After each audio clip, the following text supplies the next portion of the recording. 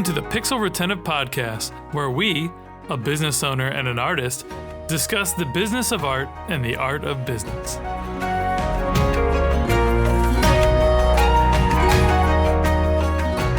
Hey friends, I'm Carl, founder of Epic Made. And I'm Ross, creative director at Epic Made, and we're the hosts of the Pixel Retentive Podcast, where we share our thoughts on creativity, art, and business. Past guests include Steven Desordo of Deckhand, Dave Waite of Zookeeper, and Dave Falar of End State. Two Daves. All right. We are forever grateful for the supporters of our podcast and are always looking for more sponsors. That said, Pixel Retentive is always brought to you by the creative gurus at Epic Made. Epic Made is a team of strategists and artists who excel in visual storytelling. Our studio crafts unforgettable animations and illustrations that not only captivate your audience, but also drive tangible business results. We specialize in engaging imaginative, pop culture savvy audiences with beloved clients like Nickelodeon, WWE, and Sci-Fi. Visit getepicmade.com and let's collaborate on your next creative campaign. And with us today, we have Ryan Summers, key slinger, pencil pusher, curve operator. Those are all animation terms.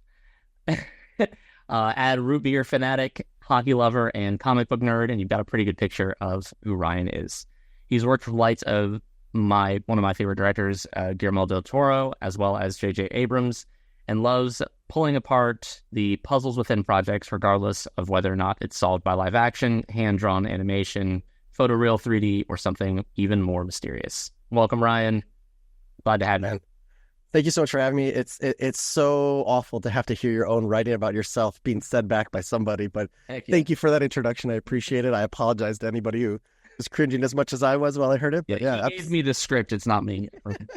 But super excited to talk to y'all because I really was excited by some of the stuff you even just said about Epic Made, because it is something that's been top of mind lately, that like so much of what we do all the time is always talking about the art, but the kind of more left brain stuff and the more kind of analytical, like, can you prove that the stuff we make is worth the money you pay us?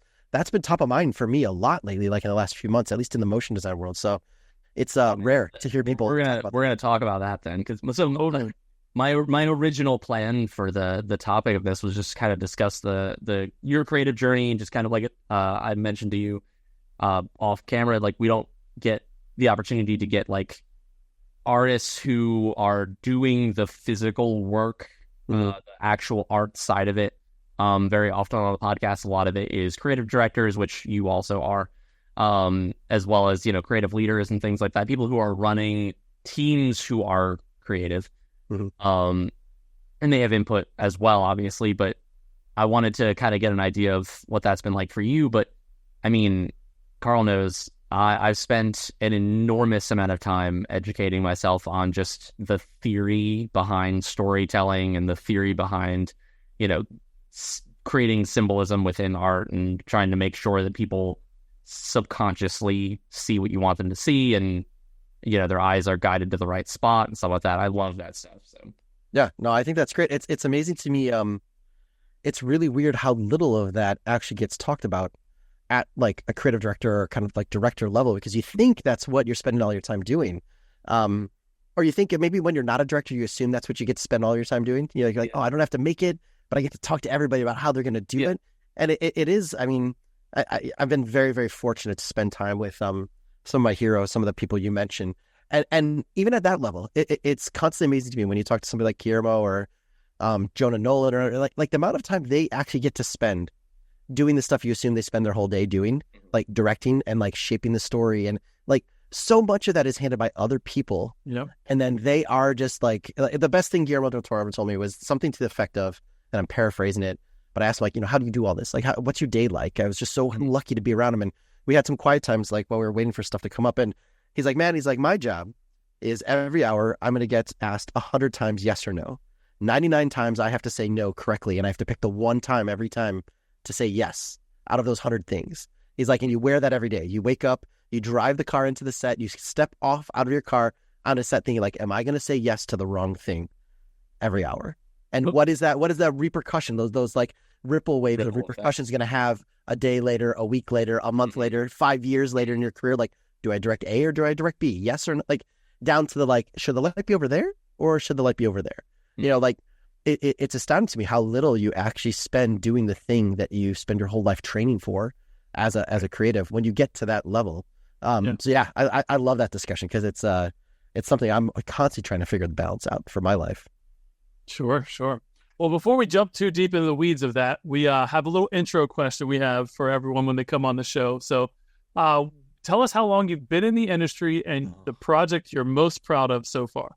Oh my God, this is embarrassing. It's like I've been bald almost my whole life for as long as I can remember. So time doesn't really seem like a thing to me. Like I look in the mirror and I'm like, yeah, I'm old. I've felt like that for a very long time. But when I actually say it out loud, I went to school for chemical engineering actually. Nice. And about 2.5 years through, I stumbled into a class for 3D Studio. It was before it was 3D Studio Max. It was DOS. Yep. If anybody even knows what that means anymore. But like pre-Windows, right? So sure. Then I went to school for like 2 or 3 years, and then I think I graduated. I think it was like 2001, so 20 plus. I think once you get past 20, you get to just say 20 plus. You don't have to say the exact numbers. You don't have to embarrass yourself. So I 2 decades. Yes, exactly. So I didn't have white in my beard yet, but it was pretty close when I started. So it's been that long. I feel like I'm betraying him by not saying Pacific Rim because that was the best. Probably the shortest, most intense experience of like a high level for me. And I learned a lot from it. But my most, I think that the job I'm the most proud of was I love, or used to at least, Warner Brothers as a studio. I think they get short shrift compared to Disney for a lot of different reasons. But in the history of a studio, 100 plus years of a studio, there's so many amazing stories. They were a safe harbor for so many of your favorite directors for a long time. There was a reason why directors returned over and over to that studio. And then they also have just as robust of an animation lineage as Disney did at the beginning, if not even more interesting, right? If you actually get into like the termite terrace of it all and the old Warner Brothers directors, that's such a rich history of animation that doesn't get told that often. They're also more willing to take risks than Disney is. 1,000%. I would say back then that it was a very unique thing because they had a bullpen of equals versus one kind of vision, one person holding the vision, and then a bunch of kind of people who were subsidiary, and they all had amazing skills, and that meant amazing. The renaissance of 2D animation, owe the world to what was done then. But there is a lot of really awesome stuff and really interesting backstories.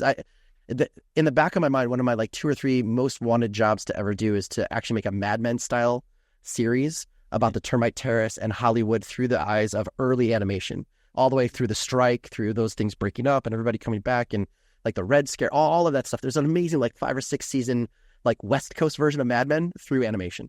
That's how much I love Warner Brothers. But I got very, very, very lucky to be brought in when I was at Digital Kitchen in Chicago on a pitch. It wasn't even really a pitch. Someone called us and was like, hey, we're building this hotel in Abu Dhabi, and we saw that we have a bunch of columns in our lobby that are the same kind of shape and size as a hotel you guys did 3 or 4 years ago. I wasn't even on the job that was done for Digital Kitchen in Las Vegas back then at the Cosmopolitan, but I begged my kind of co-conspirator, my producer, I'm like, can we please just like go and meet these people? Because all they want to know is like what screens to put on these columns. And it turned out it was for the Warner Brothers Hotel, the only one they've ever built in Abu Dhabi. And it was going to be like a $20,000 job, just like giving them like a document, like, hey, buy these screens and talk to these vendors. But I asked them like, may we fly you out? Can we meet you in Las Vegas and take you through the whole hotel and tell you the story behind the story of this hotel? Because we think you're missing a huge opportunity with this Warner Brothers hotel you're about to build, because you're not telling the story of Warner Brothers. It's the only place this is ever going to happen. The only place you could ever do it, because you wouldn't even be able to do it in the States because there'd be so much oversight from the company, right? Like that company's so huge. But because it was out there, the nature of the way it was being built, they had a huge theme park and they're trying to build their first hotel. And I begged them, we agreed, we flew them out, we met them in Vegas. The next day we flew to LA and we pitched them this whole idea of what a hotel could be. And it turned from like being like a $20,000 job to like a $3.5 million job for 3 years. And we built like 90 plus minutes of feature length animation across like 6 totally unique, weird screens across like everything, like anything you could think of for Warner Brothers. Wizard of Oz, Mad Max, Christopher Nolan films, Scooby-Doo, Teen Titans. And I actually got to make my favorite film of all time is Iron Giant. I actually got to animate. It's one of them up there for sure. It's the only place in the world where you can actually go and walk up and see the Iron Giant 6 stories tall, like the exact same height that he would be in if you met him in the real world. In the front door, wow. I convinced him to put a 6-story tall LED wall, and for the express purpose of being able to like animate Iron Giant. And just you can literally walk up to him, and he walks up through the darkness, through the trees, and like shakes the electric lines, and then takes off into the sky. And at night, it's one of the coolest things. Being entrusted to kind of like capture the entire spirit of that 100 years of Warner Brothers, that's the most amazing project I've ever been on. And even now in hindsight, now that Warner Brothers has kind of lost sight of who they are, like all the craziness, like there's no one there at Warner Brothers that's really like a good steward for the company in the 100 years of like the ethos of it. But that place exists. Like the hotel exists. Like I literally like got down to hand picking every single photograph from their archives for every single photograph on the wall, every single photograph in every room. I snuck in the carpet from The Shining without them realizing it into the third floor, right? Oh, yeah. Like it's like every ounce of what you could stick in from Warner Brothers into a building exists in that place. So that's my number one. I don't know if that's a good answer, but I think it's gonna be hard to top that. That might be the best answer we've ever heard. I was actually gonna say like literally the best answer by far. Yeah, man, that's incredible. And yeah, I mean, I don't know how many times I watched Iron Giant. The entire climax of that movie is unbeatable. Yeah. And yeah, man, I applaud the level of meticulousness and detail and passion that must have taken. That's awesome.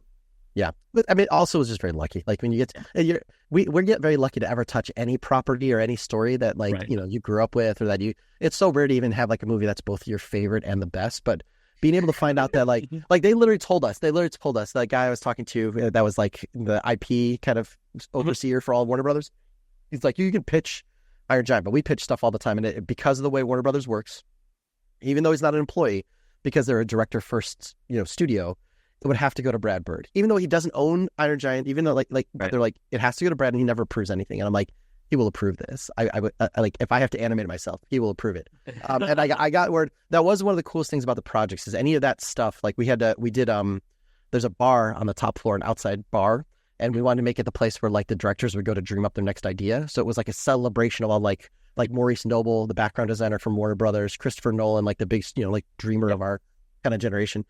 So that stuff was going to everybody. Maurice Noble stuff went to his wife. We did this whole like almost kind of like collage of all of Christopher Nolan's like root ideas that sit in all this stuff. It had to go to him. So all that, it was great to see all that stuff actually reach the people it was made for. And even though I haven't met them, they had to see it and had to agree to it and like say yes or no. So that was a huge honor that most of it went through without any issues.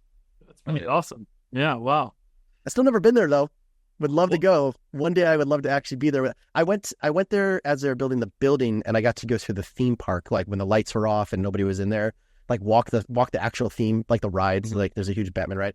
But at the time they didn't have all the stuff in there yet for the hotel. So, and then COVID happened, so I never got a chance to go and see it like when it opened. And I don't know, man, tickets to Abu Dhabi are pretty expensive. Oh yeah. Hard to believe, but they're not cheap. Yeah, for sure. So Ross, you were gonna ask Ryan something earlier. You kind of framed up. Yeah, man, it's hard to follow that up at this point. Yeah.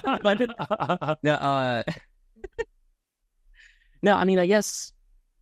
I mean, I spent so much time in the weeds of learning the theory of storytelling, and it's mostly because I want to spend a lot of that effort on stuff, my own personal IP and things like that. Mm-hmm. I mean, you could see the collection of inspiration. I saw Hellboy right away. Yeah, I love Mike Mignola. I think his art is fantastic. The simplicity of it is just masterful with how like he can get away with flat colors and black, but tell one of the most like rich environmental storytelling that maybe I've ever read.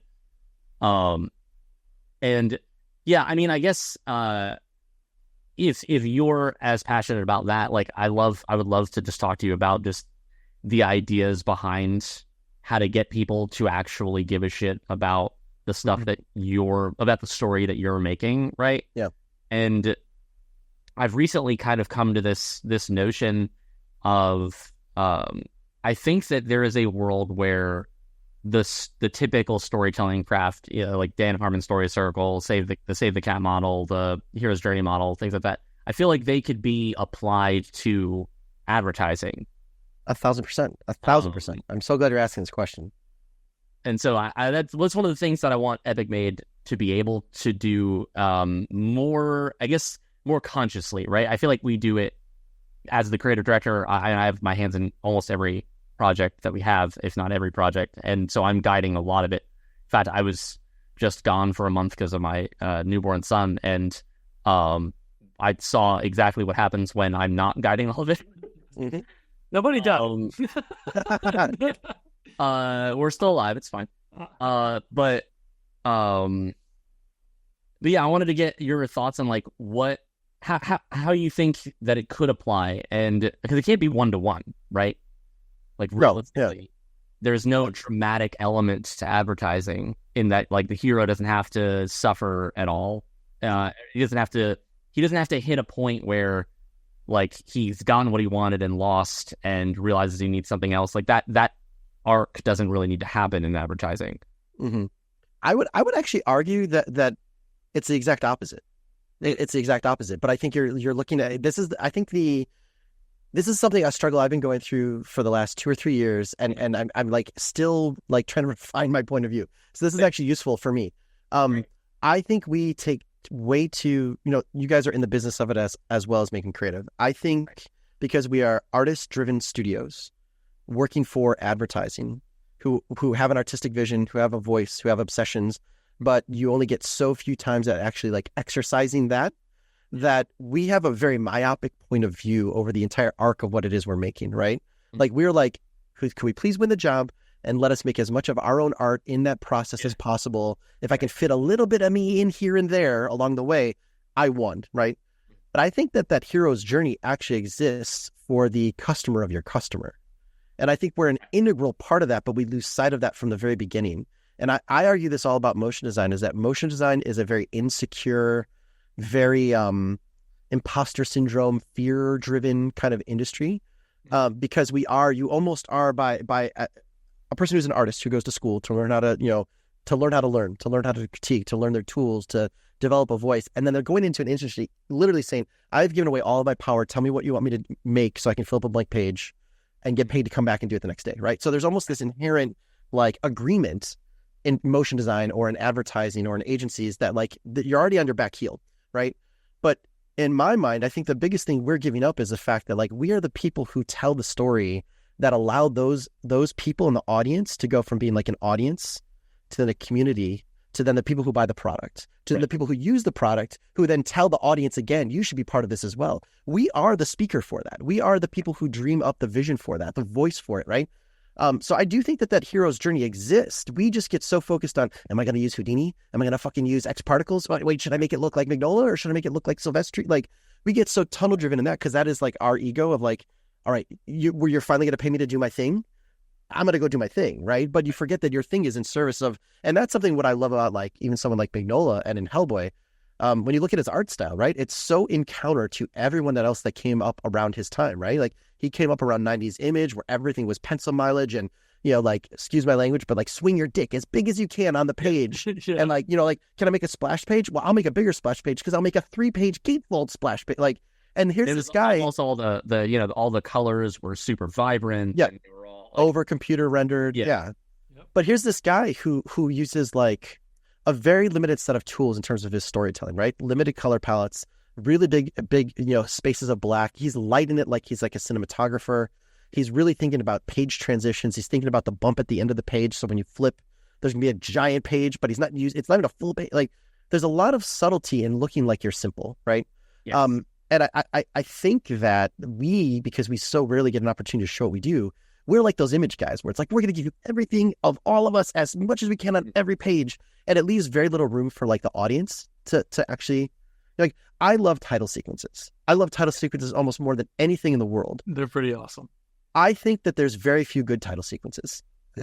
Yeah. Personally, I think most title sequences are, because of what we just talked about, as much as humanly possible in full service of that creative director. And most of them, I honestly think, suck. If not actually are an affront to title sequences. Yeah, a lot of them are they're eye candy for the sake of eye candy, as opposed to. How many title sequences have you wanted to watch more than once in the last 5 years? I mean, I actually really enjoyed the Game of Thrones ones. But wait, hold on. You're going to say the same thing that I'm going to say. Yeah, and I love Westworld, right? But same studio, right? But Game of Thrones is a service of the viewer. Go ahead. Sorry. Oh, I just think so in my mind, and they're slightly different for like title sequences for TV versus movies, or opening titles versus main on ends, right? There's subtleties to that, but a title sequence it is the most precious thing you have as a director to bring a audience, especially in a movie theater where you've got people on their phones and 20 minutes of commercials, and I got to get my kids this. That is the brief moment where the audience is in its most malleable state. The audience is literally like raw clay, and they're like, maybe I saw a trailer, maybe a buddy of mine told me something, maybe it's even a sequel of something. So and it's the moment when the lights go down, the music comes up, and it's your first chance to say, this is not what you think it is, or get ready because we're taking on a ride, right? Like that's what it's the good title sequences are the ones where like you remember them because the rest of the movie fulfilled the promise of those first 30 seconds. Or that the ones you don't remember are the ones that are just like, dude, it's a lazy camera moving through a fucking 3D scene, or it's a statue where the camera rotates around it. Right. It's boring kinetic type that you've seen 1,000 times. But the ones that stick out, right? Like the ones that stick out, like Seven or Girl with the Dragon Tattoo, and I'm going to end up saying every single one from Fincher, but like, you know, the Panic Room, those are all ones, excuse me, that exist because they helped tell the story in a way that didn't reduce it, it enhanced it. And I feel like there's so very few of those now, even though there's more title sequences now per capita than there ever been, right? Like there's so many more, but I think so many of them are like, oh man, I really want to make this cool thing. Or I think the problem is most title sequences are either pretty or difficult. And that is not the stated goal of a title sequence. It's not supposed to be pretty. And it's an ego stroke for you to be like, oh, I never get a time or money to do this crazy Houdini sim. And now I get 2 weeks, so I'm going to do it. And it has nothing to do with anything. And I think that's why people skip intros 90% of the time after the first time. Yeah. Because it's just like, it doesn't connect to them. I think something they did cool in Game of Thrones was like they made the title sequence relevant to each episode, right? Like I got you excited, like you wanted to watch it and see which ones they were going to feature on this thing. And it still functioned the same, even though it was almost different every time, which is really cool. So, and I would say the note behind that too is that it was wayfinding, right? It gave you your bearings in a world. After you watch it 2 or 3 times, you're like, oh, the wall. Wait, how far is the wall away from that other? Like a good fight scene, right? Like I always go back to. I honestly feel like most fight scenes suck now too, because they're all about like the sturm and draining, the action, but they never are about geography. And I always go back to the first Indiana Jones, Raiders of the Lost Ark, the fight on the flying wing. That under anyone else's control would be a complete, absolute mess. But he set geography. You know where everyone's at. There's multiple storylines happening, right? The big guy is trying to get to Indy. Indy's trying to save Marion. Marion's trying to get to the plane. And they all have their little like A to B to C stories, and they all interact. But you know physically where they locate, and it still resonates now. And to me, this is why Spielberg will always be my number one, is that he didn't storyboard that. That was like literally they had a couple extra days to shoot stuff because they were moving quick, and they had a set. And he's like, okay, show up early. I'm going to plan this out with my cinematographer. And then I'm going to plan it out with the stunt guys once I know where. And in 3 days, he basically pieced that together from basically raw material, right? Like, so I view them a lot like fight scenes, to be honest. Like the most of the time they don't need them. Yeah. And I think that like you were saying, like the Game of Thrones sequence, like it does its job in focusing the audience's attention.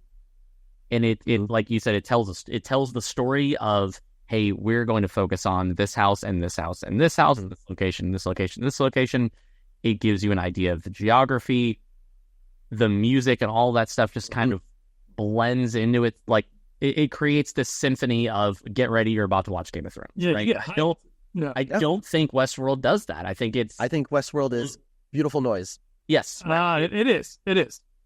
You know another really same studio, by the way. Yeah. Oh yeah. I mean that doesn't. That doesn't mean it's worth noting. You know, you can. Yeah, that's true. Yeah, that's true. I think another really incredible opening sequence that I wonder what you guys think is the Hannibal opening sequence. I don't know if you've ever seen it. I love Hannibal show. It's absolutely incredible, and I think that's another one that there's a lot of subliminal messaging that is carried throughout the show. Like the show itself is not supernatural, right? It's just like Silence of the Lambs. It's like any FBI cop thriller set in the real world type thing. But they pretty consistently call back symbols. They call back a bird called a shrike. They call back this like demon creature called the Wendigo. And they're like visual motifs throughout the entire series. And you learn those motifs in the opening. Like they're all things that they continuously show you, and you're kind of primed to see these weird horror symbols throughout this show that is essentially just like a detective show. Mm-hmm. And I think it really does a great job at setting the tone of a very gory, very like horror-driven detective show. But what I also love about that, though, is that in a short amount of time, right, with a technique that's probably was overdone before, fluid sim going over a sculpt. Great. What I loved about it was that it puts you in the mindset of the lead character where, like, look at the beauty and the grotesque. Yeah. Right? Simple. Like, super simple. And it's like, what can you do to... Yeah, I always talk about this all the time. Like, any project, but especially title sequences, you answer three things. You answer, what's the theme? What's the tone? And what do I want the audience's response to be? Right? Like, what are we doing? How are we doing it? And why are we doing it? Right? And to me, that's great. It's like, oh, it's so stark, right? It's like, oh, Hannibal, you think it's going to be in the dark corners of like these murders and these crimes? It's like, nope. The whole stark thing is white. Yep. No place to hide, right? We are putting this in front of you. You can't hide from this. If you're going to watch this, you're going to have to see this. But what is it? Oh, is it fucking blood? And wait, but it's being manipulated beautifully, right? Almost like it's been orchestrated. And then the music almost gives you that. Like it has a dark timbre, but it's not chaotic. Right. It's organized. It's thoughtful. It's leading to a crescendo. You're literally like putting the audience where you want to be by putting them almost in the mindset of what Hannibal's at when he's about to kill someone. You're like, and to me, that's why you can watch it more than once, because it rewards your viewing. Title sequences work when they set you in the mindset that you need to be, and they reward you for repeat viewing, right? The person who's actually watching the episode, the next time they come back, they might be like, oh, that's not what I thought it was. That's why I was so excited when Severance won for title sequences, because I'm like, one person made it. It hinted and gave you mystery, but also rewarded you for being a close viewer of the show itself, because it was showing you things that you wouldn't see until 4 or 5 episodes, but it did it like almost subliminally. And then if you watched it, it was like, oh, that was an Easter egg. I should have been paying attention. I need to pay attention to the title now and lean in, because there might be something else. Right. Now you can sort of use it as a forethought, foreshadowing of future events. You're like, oh man, that, there's that. That's masterful. That is masterful. It is in service of the show, not the ego of the person who has made it. It rewards repeat viewing. It ties directly into what the show's trying to do. Like that's when it's humming. That's what title sequences can do. They're integral to the actual show itself. So many title sequences are just like an add-on. They're just like you could throw them away and they wouldn't add or take away anything from your experience. So I think that, and even the title sequence is I think a great marriage between the really corporate side of the spectrum and the entertainment storytelling side of the spectrum, right? Exactly. And I feel like most artists have an idea of what it looks like on the entertainment side of the spectrum, because that's where all of everyone's advice is focused, right? Mm-hmm. How do you think that proper storytelling, how have you found that like proper storytelling can be applied on the product side of the spectrum, like say in a commercial or something like that, like where there isn't time to send the visual story through a full complete arc or something like that? There's 30 seconds. Like I feel like that's where that whole like rubric of theme, tone, and response came from for me, because I'm such a huge fan of Dan Harmon. Actually, he was a big, way long ago, before he was on TV, before he did like, Community and Rick and Morty, before he even did like Monster House and was on Kung Fu Panda. Him and a buddy named Rob Schreb were the guys who made this amazing comic book called Scud the Disposable Assassin. And if you haven't seen it, it's awesome. It's about this big. It's on my bookshelf somewhere. It's a self-contained story. It's about as 90s as you can get. They do like needle drop in a comic book by just putting in like the name of the song and like one line from it. So it definitely is like dated to a certain degree, but it's got this insane kinetic energy. And Dan was like a co-writer, and then Rob drew it. So I've been a huge fan of Dan, just about the way he approaches storytelling for as long as I can like remember. And that was, I was so addicted for a long time. Like, how do I put the story circle into like a 15-second pre-roll for YouTube? Yes. And I'm like, you like, how can you cut 15 seconds into 8 parts? Right. It's like, well, I don't know. But through doing a lot of like thinking about it and listening to other people talk about his like story circle, that's where like theme, tone, and response came from. Because it really was like, what are we doing here? And then like okay, cool, I got to sell a car. Okay, well, how am I going to sell a car? Like what are the ways I can get someone interested in a car? And my big thing is the storytelling becomes the lead character is the viewer, right? The lead character isn't a character that's it's the viewer. It's like no one ever does. It's very rare to do like second person view storytelling, like you. But I really think there's a way to view, especially commercials. You don't get it very often in narrative because it's exhausting, right? Yeah. To have it not be I am looking at this or they are, but I've tried it. I've worked out the skeleton of a comic that I wanted to do that is exclusively first person view, second person narrative. Yeah, where it's like you do this, you do that, and it's a mind fuck. It's really tough. But in some ways, it's almost like I've never played Dungeons and Dragons, but I've listened to more people play Dungeons and Dragons probably than anyone that's never played Dungeons and Dragons. Whole book set at DM. I'd be in for 10 years. I have a huge reverence for people who DM, and I think that that appreciation comes from like a mixture of like a film director and a person who's a dungeon master, where you are serving a very specific audience that as you do it, what they like, you reward them for their kind of interactions, and like you're almost like a concierge for a group of however many people are that are playing over like a long amount of time. I view a lot of that and the Dan Harmon story circle as like when I try to set up like commercials or title sequences, where like I'm basically like a DM for a specific audience, like an avatar of like a specific person, and I put it through that whole theme tone response. I teach people motion design that way. I teach people storytelling that way, and it's not perfect, but it's like a good guide to be like, okay, because I think the hardest thing with what we do when you do art for advertising is you never really feel like an artist. You either feel like an extension of someone else, or you feel like you don't have enough time, to do this, or the storytelling is so small that it doesn't feel artful. And I feel like a lot of this was a response to me going through 10 years of feeling like that once I finally became a creative director. Like, this doesn't feel like what I thought it was going to be like. I don't feel like Spielberg. I don't feel like when I listen to Del Toro in the room talk about how he approaches storytelling or how he approached a setup, I'm like, I will never have that experience as a creative director. And I'm trying to find ways to craft those moments for myself. Like, unless I, make my own comic book or I make my own movie, it feels like you're almost robbed a little bit of what that experience could be until you put yourself in that mindset. Like, nope, the viewer is the lead character. How am I going to take them through their story? And I've honestly like tried to pitch it that way. And I feel like that's an advantage I have when I pitch things. It's not like I'm not pitching a product and I'm not pitching a problem. I'm pitching a person, right? The person on the other side when I pitch them is a human being with needs. The audience that's going to watch this is a human being with needs. How do we just focus 100% on that and not worry about the tools or what camera I'm going to use or how long it shoots me? I have producers and like I have people to do that if I win the job.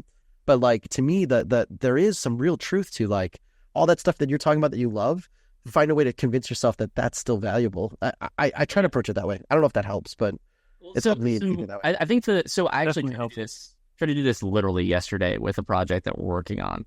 And I can't necessarily talk about the project, but like I realized very quickly that you can't just graft. So for anyone who doesn't know who's listening, like Dan Harmon Story Circle is this very dangerously simplistic way of seeing the entirety of a story that can be filtered down to an arc or a scene or a single moment that is split into 8 parts. It's you, want, go, search, find, cost, return, change.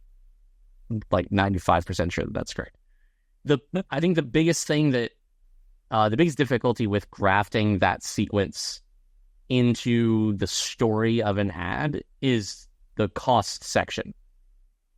Because normally at that point, the character has found something that they thought they wanted, and it costs them something. So they realize that it isn't there's a consequence to it. They realize that it isn't exactly what they need. And they find it within themselves to change, to go back to where they were and changed, right? Yeah. So what do you see as it, assuming that the audience member, the avatar, is the character? What is that ink in your system? Like, how do you handle that number or that section? How do you see it in your which section again? Because I'm looking up. I have my summation of the Harmon Circle on my whiteboard over here. Nice. I'll try to look at it. I'm trying to figure out. So like basically, obviously, you know, the audience member avatar wants something. Yeah. Right. So they take it upon themselves to go seek that thing out like any normal person would go do. There may or may not be struggles in seeking that thing out. Mm-hmm. Then, according to Harmon, that character finds the thing and it isn't exactly what they needed. It costs them something dear to them. And only because of that cost do they figure out what they actually need. Yeah. Right. That chunk, they find what they need and it costs them something, is I could not figure out how to translate that into advertising. So I think the cost is their attention. Okay. So again, instead of thinking myopically, just like how do I apply the story circle into the actual 30 seconds of the ad, I have it broken down. It's very similar to yours, same 8 things. I have it broken down for my purposes: comfort, desire, unfamiliar, adapt, win, pay, price, return, change. Right. So a viewer sit on their couch, fucking as comfortable as possibly can be, watching Amazon Prime, and like, God damn it, I gotta watch an ad. I've seen this ad 3 times. There's 2 more after this. Do I stop and go to Netflix? Do I let it run and go get something to eat? Do I talk to my wife? Do I sit on my phone? Comfort. Sure. Desire. You're watching TV for a reason. You're unhappy in your job. You're done with your day. You wish you had a better car. You're hoping the Bucks win, whatever. There's a point of desire, right? Like, so there's a capability to capture your audience because they're there. They didn't want to pay the $20 a month, so they know they got to watch ads. So there's desire. Like, I fully believe, this is where I still feel like commercials suck as well. And like in a data-driven society where the app knows everything I watch and can forward me the next thing that I should watch, so I binge it, why aren't the ads delivered the same way? Like the reason I don't know the reason why I got to watch the same dumb ad 3 times watching an episode like it was 20 years ago on TBS and I'm watching pro wrestling on Saturday night.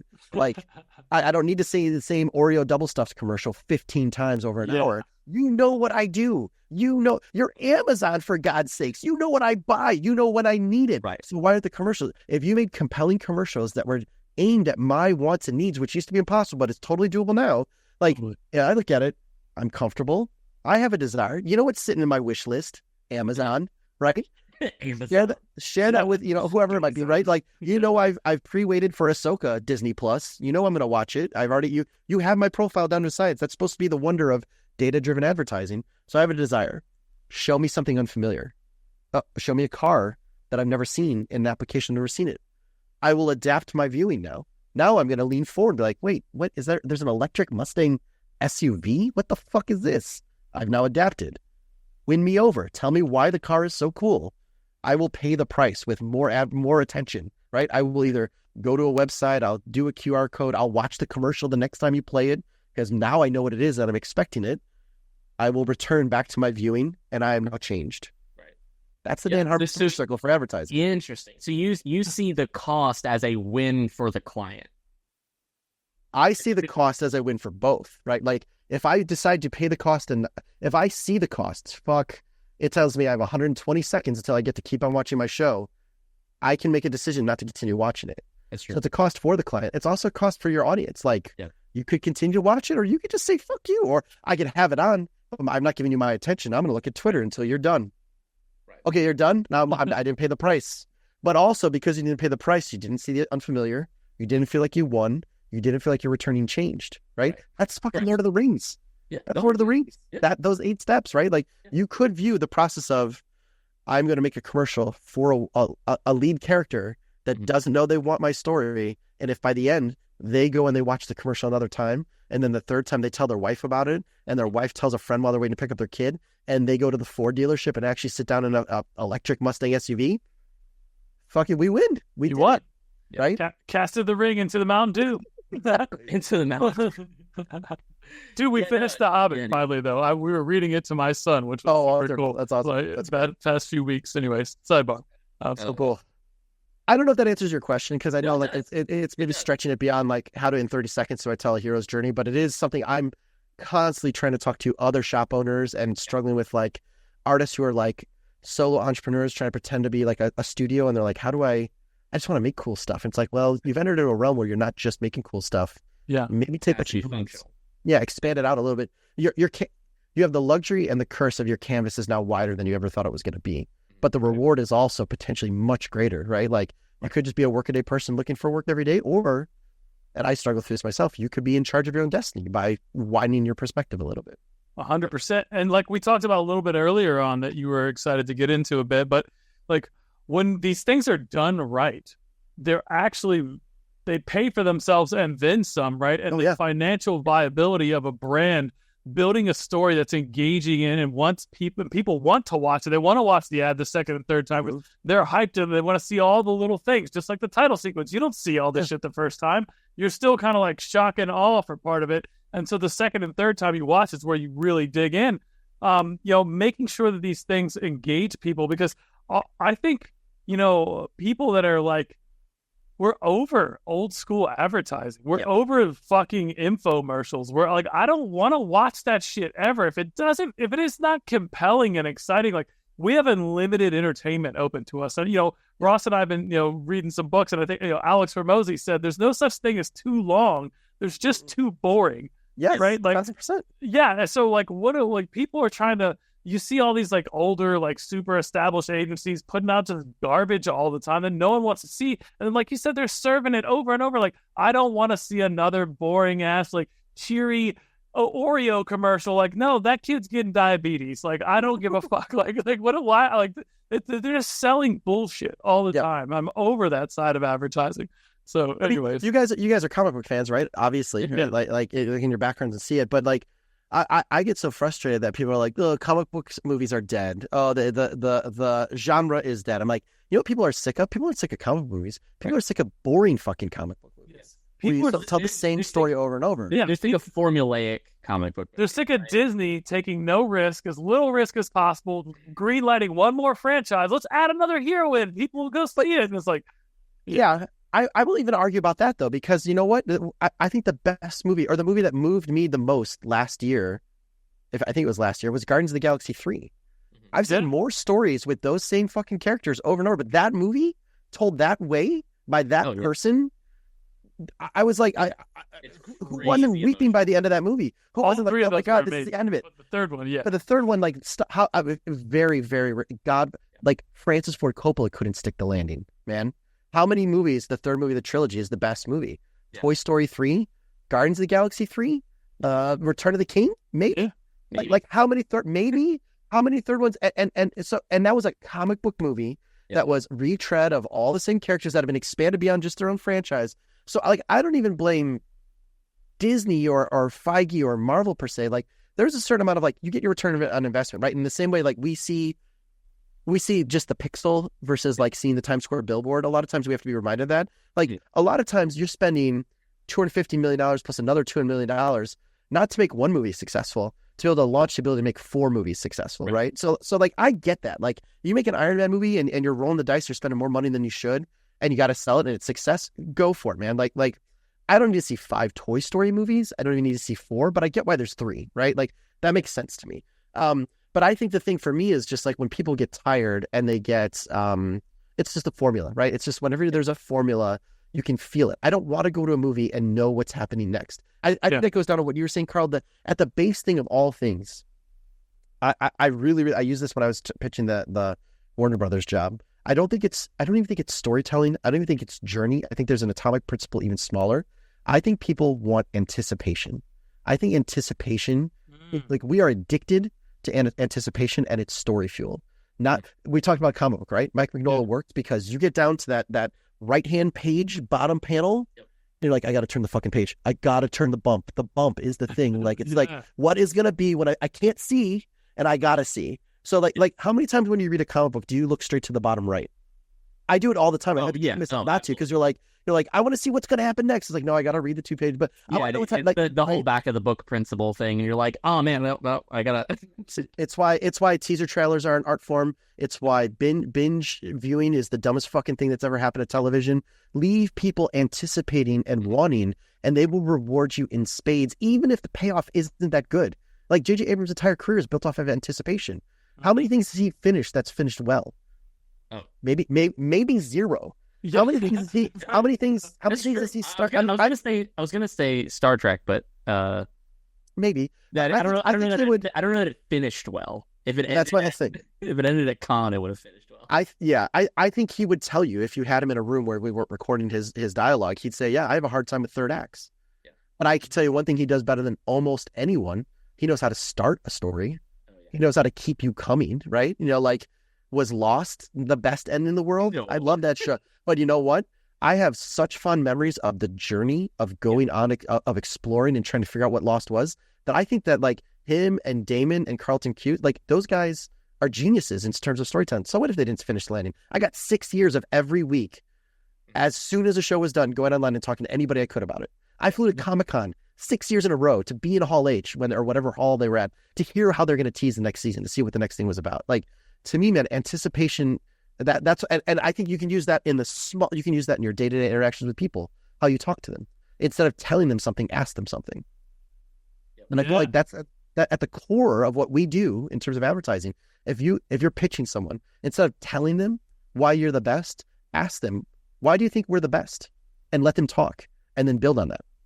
If you're dating somebody, like, ask a question and just shut the fuck up and listen, and you'll have a better like relationship and a better like conversation just for doing that. And then extrapolate that to, Dan Harmon's Story Circle times 3 films times 24 Marvel films. Why was Marvel?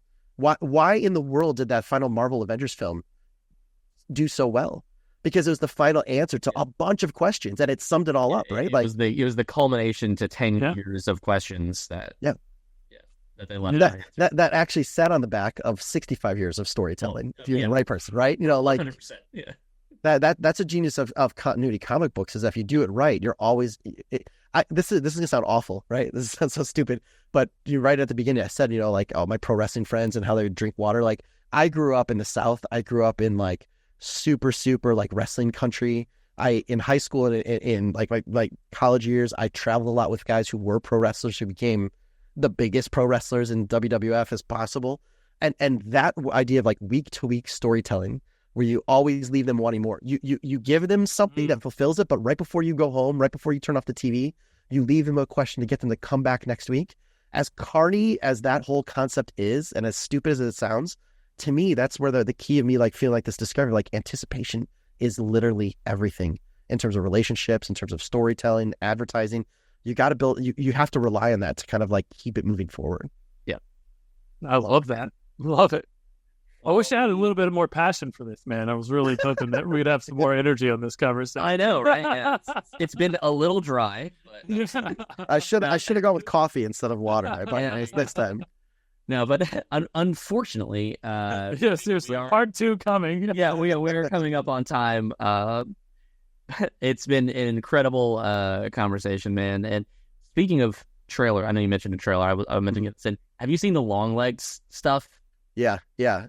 A little bit of it. Yeah, I feel like there's a whole subset of films right now that are kind of like operating at that like budget level that I'm not as excited about blockbusters this year, but there's a whole bunch of movies that are just like under the radar that are like that. Yeah. Check out the like do like a bigger, if I'm gonna leave with anything, do like a bigger deep dive of the long leg stuff. Mm-hmm. They're doing that anticipation kind of marketing so well, and like love that. No one knows anything about the movie, and there's my feed is just constantly people talking about like, oh my god, I have to see this movie.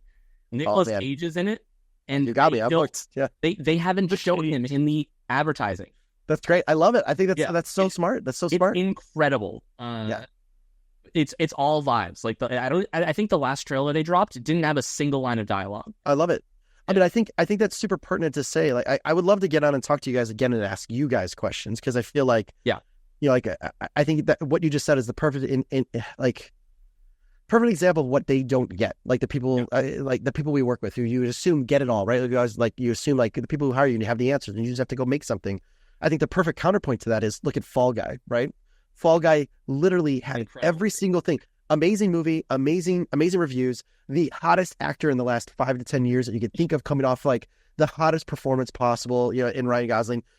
It technically is IP. It's huge action. It's a comedy. It's a romance. It's with Emily Blunt. They have natural charisma. What was missing? They gave you everything. Yeah, they let you know the whole movie. Zero anticipation. Yep. Everything on there, it was a marketer's dream. Actor, actress, charisma. Big budget, looks big budget. It looks like I should be paid $20 for it. and I'm getting my money's worth, right? It hit every 4-quadrant kind of like marketing thing. The one thing they missed is the same thing that what you're talking about. Who knows how much smaller that film is, but that film is giving you anticipation in spades. That's what Hollywood used to be really good at doing. They used to be great at being like, you want to see this. I'm not going to tell you about it. You got to come and see it. And if you don't see it on Monday, you're going to feel like a fucking idiot because everybody else saw it. Right. It's basic, man. It's 101. Like, don't miss it. Be part of the conversation. Find out the answer. Yep. Yeah, dude. That doesn't seem that hard. No. And we will definitely have to do another one of these with you. It's been incredible talking with you. And I'd love to be on like the receiving side of questions that you guys you have for us. I mean, that'd be awesome. Yes. We definitely got to set that up in the very near future. But as I mentioned to you before we started all this, we do have a question that we like to ask all of our guests as we're kind of wrapping up. Mm-hmm. If there's anyone or anything in your career that you'd like to shout out, whether that's a mentor, a valuable resource, a favorite client, someone that you feel like just needs a little bit of love, who would that be? Man, I feel like a jerk for saying it's something that I actually did. But I do this thing where I think it's Tuesday through Thursday, my lunch hour. I've been doing it for like, I think 7 or 8 years. I think I've hit about 1,000 of them. I do open office hours where for like in 15-minute chunks, anybody can go to like a calendar app and you can like reserve time with me and like get like 15 minutes to just like review your demo reel, see your portfolio, whatever. But that's hard to scale. So I used to actually work at a company called School of Motion. That was like an online training school. And I convinced them to let me do a free course. And it's a couple years old now. It's like 3 or 4 years, but it's called Level Up. But it's really all about like the psychology of being a working artist and all the difficulties you can go through, whether it's like imposter syndrome or talking about how to promote yourself or figuring out what your career arc might be and giving yourself permission to like daydream, like think about like, why you got in this and are you close to it and how would you get there?